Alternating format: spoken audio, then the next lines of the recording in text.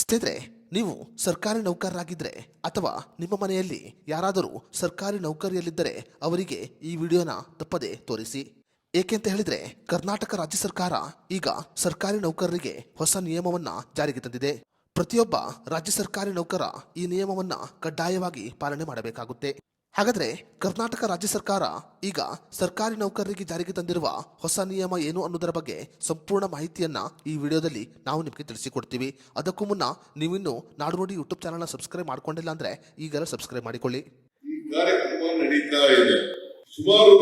ಸ್ನೇಹಿತರೆ, ಈ ಹಿಂದೆ ಸರ್ಕಾರಿ ನೌಕರರು ತಮ್ಮ ಕೆಲಸಕ್ಕೆ ಆರಾಮಾಗಿ ಹಾಜರಾಗುತ್ತಿದ್ದರು. ಈ ಹಿಂದೆ ಕೆಲವು ಸರ್ಕಾರಿ ನೌಕರರು ಸರ್ಕಾರಿ ಕಚೇರಿಗಳಿಗೆ ತಡವಾಗಿ ಬರುತ್ತಿರುವುದನ್ನ ನೀವೆಲ್ಲರೂ ಕೂಡ ಗಮನಿಸಿರಬಹುದು. ಆದರೆ ಸರ್ಕಾರಿ ಕಚೇರಿಯಲ್ಲಿ ಬಯೋಮೆಟ್ರಿಕ್ ಸಿಸ್ಟಮ್ ಜಾರಿಗೆ ಬಂದ ನಂತರ ಈಗ ಸರ್ಕಾರಿ ನೌಕರರು ಸರಿಯಾದ ಸಮಯಕ್ಕೆ ಕೆಲಸಕ್ಕೆ ಹಾಜರಾಗುತ್ತಿದ್ದಾರೆ. ಆದರೆ ಕೆಲವು ಸರ್ಕಾರಿ ನೌಕರರು ಸರಿಯಾದ ಸಮಯಕ್ಕೆ ಕಚೇರಿಗೆ ಬಂದು ತಮಗೆ ಇಷ್ಟ ಬಂದ ಹಾಗೆ ಸರ್ಕಾರಿ ಕಚೇರಿಯಿಂದ ಹೊರಹೋಗುತ್ತಿರುವುದು ಸದ್ಯ ರಾಜ್ಯ ಸರ್ಕಾರದ ಗಮನಕ್ಕೆ ಬಂದಿದೆ.